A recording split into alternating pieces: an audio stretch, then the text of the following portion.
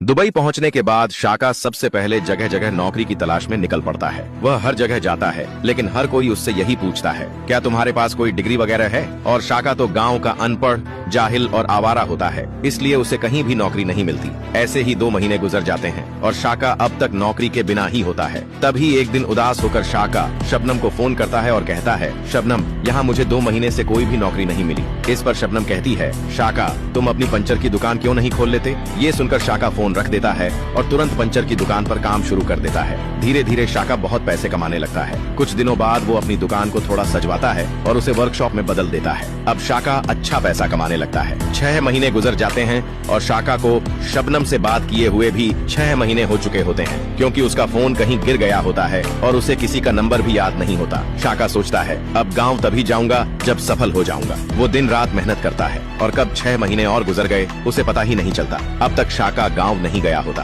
दूसरी तरफ बशेरा शीदालाल से कहता है, मुझे नहीं लगता कि वो शाका अब वापस आएगा। इस पर शीदालालू कहता है, हाँ, मुझे भी यही लगता है। अब तो 8 महीने हो गए हैं, शाका न तो आया और न ही कोई फोन किया। शीदालाल जबरदस्ती शबनम की शादी बशीरालाल से करवा देता है। शादी के बाद बशीरालाल तो बहुत खुश होता है, लेकिन शबनम अंदर ही अंदर टूट चुकी होती है। पर शादी हो चुकी होती है, इसलिए वो अपना दर्द भूलकर बशीरालाल के साथ रहने लगती है। उधर जब 1 साल बाद शाका गाँव लौटता है तो वह बहुत अमीर आदमी बन चुका होता है। वह शीदालाल से पूछता है, शबनम कहाँ है? देखो, मैं अमीर बनकर लौट आया हूँ। इस पर शीदालाल कहता है, शाका, मैंने तुम्हारा 6 महीने तक इंतजार किया था, लेकिन तुम्हारा कोई पता नहीं चला, इसलिए शबनम की शादी बशीरालाल से करवा दी। ये सुनकर शाका के होश उड़ जाते हैं। फिर गुस्से में कहता है, अब मैं किसी को जिंदा नहीं छोड़ूंगा, मेरे साथ धोखा हुआ है, और वह वहां से चला जाता है। अब सवाल ये है, क्या शाका अपना बदला लेगा या नहीं? अगला पार्ट देखने के लिए लाइक और